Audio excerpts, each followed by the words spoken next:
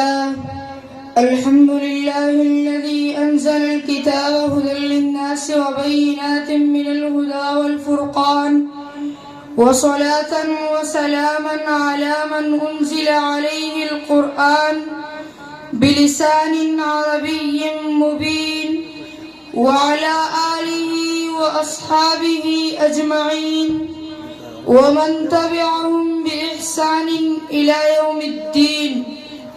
أما بعد، أيها الإخوة الكرام، لسنا اليوم بصدد الحديث عن كتاب عادي أو نص تاريخي، بل نحن أمام كتاب غير مجرى التاريخ وقلب موازين الأمم، كتاب لا يأتيه الباطل من بين يديه ولا من خلفه، تنزيل من حكيم حميد.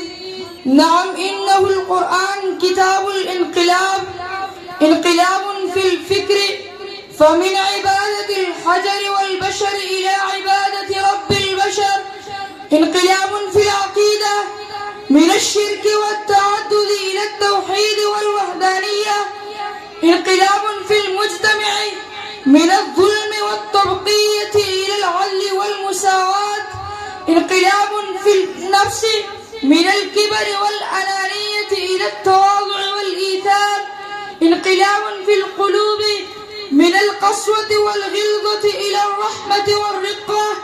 أيها الأحبة، ما أعظم هذا الكتاب الذي حرك الصحاري وأيقظ القلوب الميتة وأقام العدل بين الظالم والمظلوم.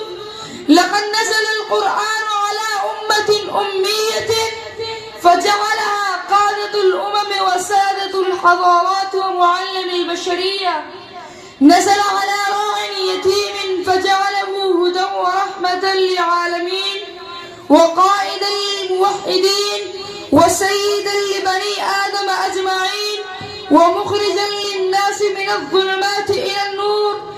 فالقرآن ليس فقط كلمات تتلى، بل هو منهاج يتبع ودستور يطبق وثورة على الجهل والظلم.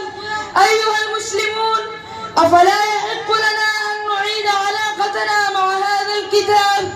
أفلا ننزله على قلوبنا كما نزل على قلوب الصحابة؟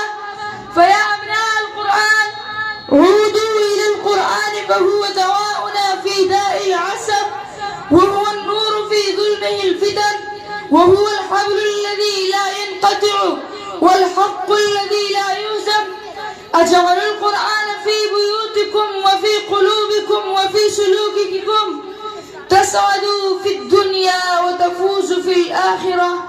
وأختم كلمتي بدعائي: اللهم اجعلنا من أهل القرآن الذين هم أهلك وخاصتك، واجعل القرآن ربيع قلوبنا ونور صدورنا وجلاء أحزاننا، وآخر دعوانا أن الحمد لله رب العالمين.